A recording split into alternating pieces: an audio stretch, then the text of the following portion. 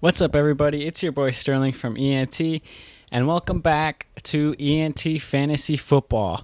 Today we got another banger dropping for you, but before we get into it, go down below, hit the like button, hit the subscribe button, leave a comment, do all that good stuff. Subscribe to this channel. This is a beautiful channel. We're dropping bangers for you all the time. ENT Fantasy Football, dropping podcasts. We're dropping videos like this. We're dropping bangers all the time. So go down below, do all that good stuff, and let's get right into it. So today we got a video, and it's my must-add players for Week 10. So if you're in a fantasy football manager and you're in need of a player who can help you right now, I got that for you. Just watch today's video. If you're a fantasy manager and you already got your playoff spot locked up, you're looking for players who can help you down the stretch, maybe a sneaky stash, I got that for you too. I got everything you could possibly need in this waiver wire video. If you need a tight end, I got that for you. Everything you could possibly need. So let's get right into the video. Thank you. The first of my pickups for this week is more of a stash for the end of your bench that could possibly end up being great. And it's the 49ers rookie quarterback Trey Lance. Every week it seems like we're getting closer and closer to the 49ers finally handing the keys to Lance, especially after Week 9 when they lost to the Cardinals without most of their key players like Hopkins and Murray. The part of stashing Trey Lance that is most intriguing to me is that it seems like once the 49ers are out of contention later this season, they'd start Trey Lance and see what they have in their rookie quarterback. And Trey Lance, if he is the starter by then, is going to have an incredible schedule for the fantasy playoffs, as he plays Atlanta in Week 15, Tennessee in Week 16, and Houston in Week 17, all great matchups.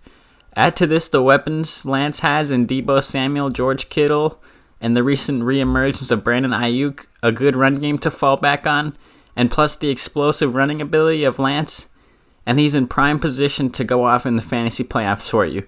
So to me, he's a must-add player this week. The second player on my pickup list is another rookie, and it's the first-round Ravens wide receiver Rashad Bateman.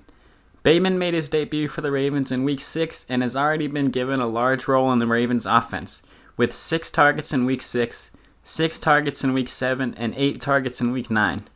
There's an unforeseen potential with Rashad Bateman, and I've been seeing people saying to pump the brakes on Bateman to see what happens when Sammy Watkins is back fully healthy and in the lineup. However, the Ravens spent high draft capital on Bateman and selected him in the first round. And to have a first-round rookie wide receiver behind Sammy Watkins, who was only on a 1-year contract with the team, doesn't seem like a smart decision to me, especially with the flashes that Bateman has shown in his opportunities so far. And I'd like to think that when Watkins returns, Bateman will still be targeted more and more involved than Watkins.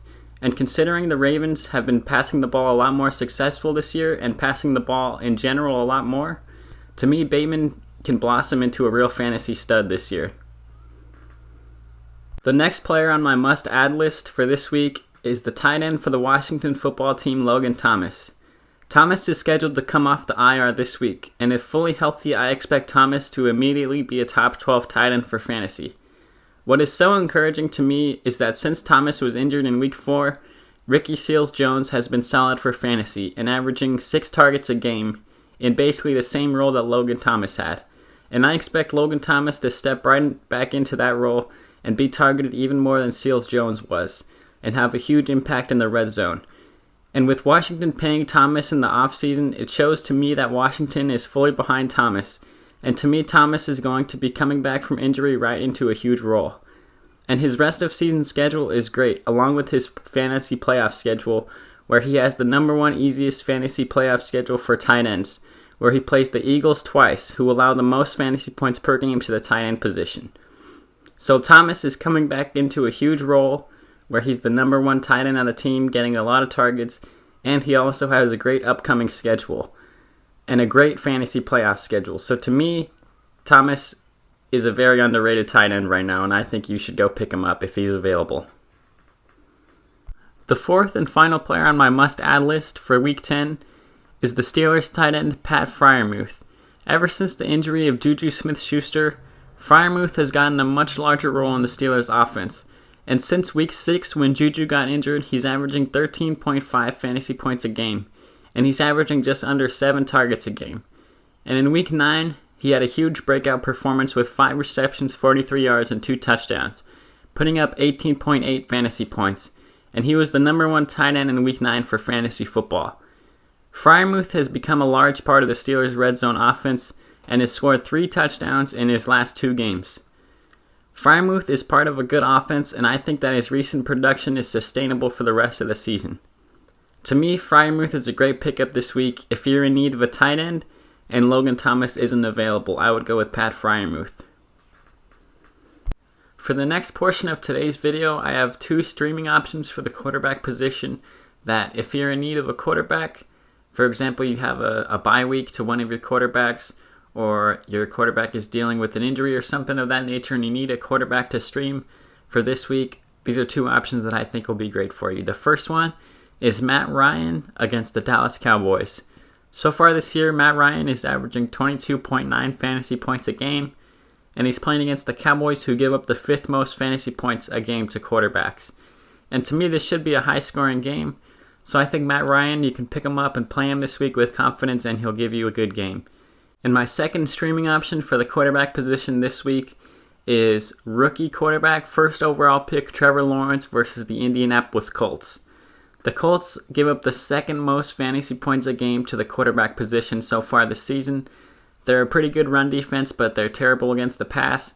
And this year, Lawrence is averaging 24 fantasy points a game against bottom 10 passing defenses. So to me, Lawrence is a very good option this week. He's been shaky for fantasy so far this year. He's had a good game here and there, some bad games here and there, some mediocre games. But to me, if you need an option, Trevor Lawrence is a great option this week against the Colts.